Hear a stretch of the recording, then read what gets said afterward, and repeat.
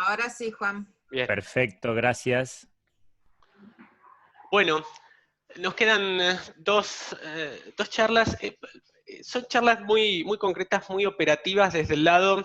Esta que yo voy a dar tiene que ver con aspectos de seguridad de los tratamientos para pacientes con alta actividad, pero me voy a enfocar sobre todo en los datos de los últimos tiempos, estos datos que provienen de la vida real, de los estudios observacionales, de las extensiones de los ensayos que nos permiten entender un poco más el comportamiento de los medicamentos en pacientes que se parecen más a los pacientes que nosotros vemos en consultorio, no tanto el paciente hiperseleccionado que entra al ensayo clínico.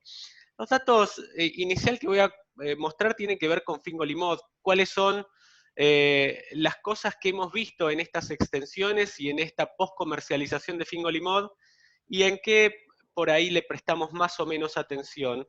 Uno de los puntos que inicialmente generó awareness de estar atrás tuvo que ver con la bradicardia y el bloqueo AB de primer y segundo grado. Sin embargo, cuando se hicieron las extensiones, se incluyeron pacientes con patologías cardiovascular, con pacientes que venían utilizando beta bloqueantes, no fue diferente la frecuencia de la que se había observado en el ensayo clínico. Sigue siendo hoy la recomendación, la observación de las 6 horas, eso no cambió, pero no se generaron otras recomendaciones más allá de lo que veníamos haciendo. Respecto a las infecciones, en estos datos de extensiones y de vida real, no hubo un incremento de la incidencia de infecciones en el grupo de pacientes que utilizaron fingolimod, no aparecieron infecciones oportunistas primarias relacionadas al uso de fingolimod, y no se generó un incremento de la frecuencia de las infecciones. Por eso es que no hay hoy recomendaciones distintas a las que se establecieron una vez que salieron post-ensayo clínico, que tuvo que ver con IgG para varicela y vacunar en aquel paciente del cual era IgG negativo. Y en lugares con epidemiología, la evaluación para tuberculosis previo al inicio de fingolimod. Con respecto a la elevación de enzimas hepáticas, fue algo similar.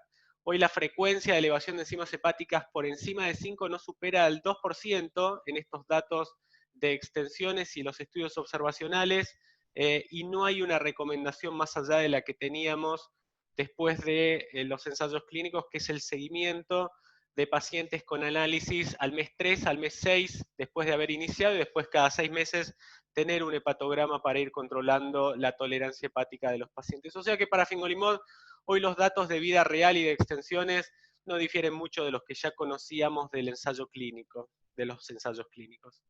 Para cladribina, estos son los últimos datos comunicados respecto a seguridad en extensiones y sobre todo los datos que provienen del registro de Premier. Se comunicaron en el último Congreso Europeo de Neurología y lo que hicieron fue incorporar a todos los pacientes que habían recibido cladribina en los ensayos clínicos y en el registro y algunos de los datos post-comercialización.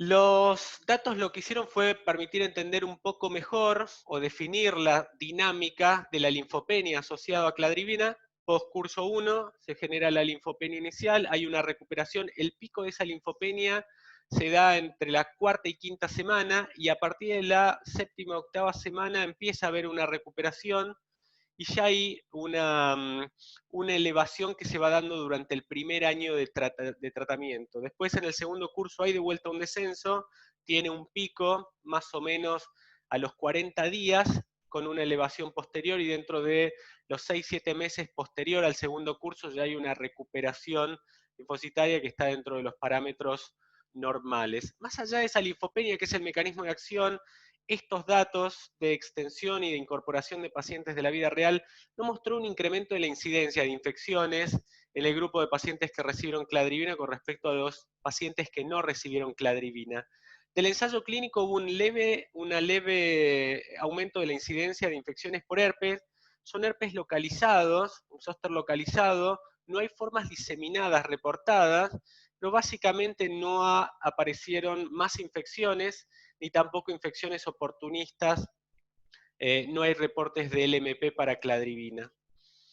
Entendemos, lo que permitió también es entender el punto de vacunación, estos son los datos de no hay LMP, la vacunación está recomendada al paciente que recibe cladribina cuando los niveles de linfocitos superan los 1000 linfocitos por campo, es decir, que uno utiliza cladribina y si tiene que vacunar, tiene que tener un recuento linfocitario que esté por encima de los 1000 linfocitos para poder avanzar con las vacunas. Y estos son los datos de neoplasia.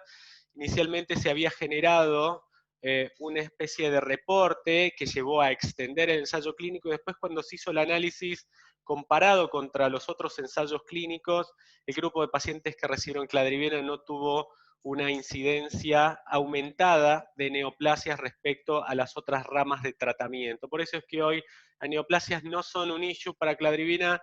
Las infecciones, más allá del herpes localizado, no son una preocupación, pasa más que nada por ir haciendo el recuento linfocitario.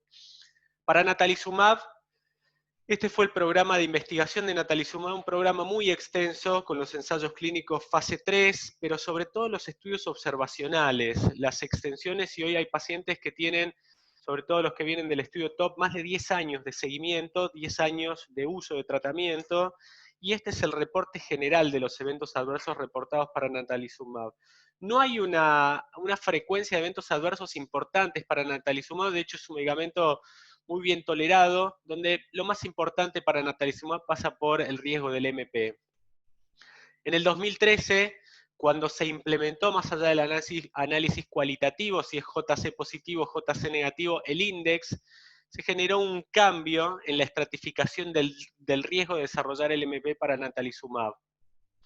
Ese punto de corte de 1.5 fue el punto de corte que mayor precisión mostró, por encima del cual el riesgo se aumentaba, por debajo del cual el riesgo estaba muy disminuido, y sobre todo en pacientes que no habían estado expuestos previamente a inmunosupresores. La capacidad de discriminación de ese punto de corte de 1.5 en pacientes que no estuvieron expuestos a inmunosupresores es muy alta.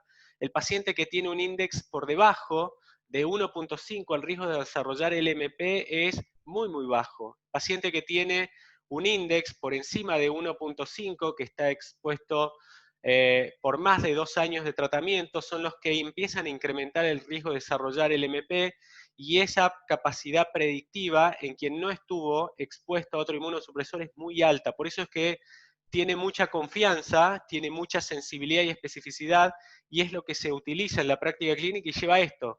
Hoy estas recomendaciones, que son las recomendaciones que se establecen desde Europa, de Estados Unidos, sobre todo están en base a esta precisión que tiene el punto de corte de 1.5. El paciente que es positivo, que tiene un índice alto y que tiene más de 2 años de tratamiento, es el paciente que empieza, que tiene el riesgo de desarrollar el MP. No es que la va a desarrollar, es que incrementa un poco más el riesgo de desarrollar el MP, y es el paciente en el cual, si vamos a mantener natalizumab, porque el paciente lo quiere, porque decidimos que es el tratamiento, porque no tiene otra opción de tratamiento, la recomendación de monitoreo es estar atrás con la secuencia abreviada de resonancia, el T2, FLAIR y difusión, cada 3 o 6 meses para, en el caso de que la desarrolle la LMP, identificarlo rápidamente e interrumpir el tratamiento. El paciente que tiene un índice bajo, por debajo de 1.5, independientemente de que lleve más de 2 años de tratamiento, el riesgo de desarrollar un LMP es muy baja, y es un paciente en el cual hoy no hay problemas de continuar el uso de natalizumab. El paciente que es negativo, hoy la probabilidad o el riesgo de desarrollar una LMP es prácticamente nula, por eso es que no nos preocupa. El paciente que nos preocupa es el que tiene positivo y sobre todo es un índice alto y que cumple más de 2 años de tratamiento. Incluso antes de los 2 años el riesgo es bajo, pero sin dudas estamos ahí atrás y por ahí consideramos otra alternativa. Pero el riesgo antes de los 2 años en aquellos pacientes que tienen un índice alto es bajo. Entonces, no es un problema. El problema pasa a ser cuando supera las 24 infusiones, los 2 años de tratamiento. Se están evaluando, estudios observacionales mostraron que la dosis extendida, como planteaba Marcos, el de en vez de aplicarlo cada 4 semanas, hacerlo cada 6 semanas, reduce el riesgo de desarrollar el MP. Hoy hay un ensayo clínico fase 3 en curso para justamente confirmar estos datos que provienen de estudios observacionales, y más allá de mostrar la reducción del riesgo de extender la dosis, lo que también están intentando mostrar es que se mantiene la eficacia del tratamiento. Y de esa forma es que vamos a bajar el riesgo y vamos a mantener la alta eficacia que hoy tiene natalizumab. Para el emtuzumab, estos son los datos que salieron de los ensayos clínicos de CREMES 1, CREMES 2, relacionados a seguridad. Las reacciones asociadas a la infusión, el riesgo de infecciones, sobre todo durante los primeros 2 o 3 meses, en donde se produce esta reconstitución inmune, y los fenómenos autoinmunes a mediano o largo plazo. La tiroiditis, en un 30% de los casos, el riesgo de púrpura trombocitopénica idiopática en un 2% de los pacientes, y el riesgo de enfermedad de membrana basal del glomérulo en menos del 1% de los pacientes. Hasta acá, cuando se empezó a ampliar y la postcomercialización a evaluar, era lo que teníamos reportado y lo que íbamos controlando. Durante el 2017, sobre todo 2018 y parte del 2019, se empezaron a reportar otros fenómenos autoinmunes asociados al uso de alemtuzumab.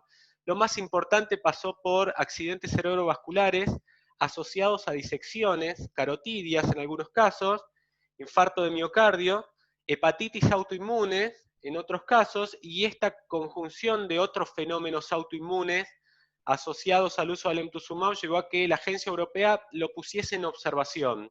Lo puso bajo el artículo 20, que es el de recolectar con mucha mayor precisión todos los reportes de eventos adversos de alemtuzumab. Durante el 2019 estuvo en observación alemtuzumab y a fines del 2019 la Agencia Europea estableció que no aparecieron nuevos reportes de estos, de disección carotídea, infarto de miocardio, devolvió esto de la aplicación, pero hizo un cambio. Ese cambio tuvo que ver con, estableció contraindicaciones para el uso de alemtuzumab, cosa que no tenía hasta ese momento alemtuzumab. Se contraindicó el uso de alemtuzumab en pacientes con infecciones activas graves, en pacientes con hipertensión no controlada, con antecedentes de disección arterial de arterias cérvico-cefálicas, antecedentes de accidente cerebrovascular, antecedentes de angina de pecho, infarto de miocardio, antecedente de coagulopatía en tratamiento con antiagregante plaquetario o anticoagulante, y antecedente de otra enfermedad autoinmune distinta a esclerosis múltiple. En esos pacientes con esos antecedentes, la Agencia Europea recomendó contraindicar el uso de alemtuzumab. Y desde la indicación, la Agencia Europea tenía una indicación mucho más abierta. El paciente con esclerosis múltiple activa estableció de que la indicación en el paciente naïf de alemtuzumab fuese en aquel paciente que tenía una enfermedad muy activa y que no tenía posibilidad de usar otro tratamiento. Y en el paciente que venía utilizando tratamiento, en aquel paciente que por ahí tenía una falla al segundo tratamiento, considerar el uso del alemtuzumab. Más allá de estas recomendaciones de la Agencia Europea, que sin dudas terminan siendo más administrativas, hoy seguimos controlando y observando de la misma forma que lo hacíamos post-ensayo clínico, los análisis mensuales. No incorporamos otro tipo de análisis más allá del hemograma, el análisis de orina y la TSH trimestral, pero sí los miramos más de cerca, sobre todo por esta posibilidad que se reportó de otros fenómenos inmunomediados más allá de los que ya conocíamos, que era la PTI, la tiroiditis y la enfermedad de membrana basal del glomérulo.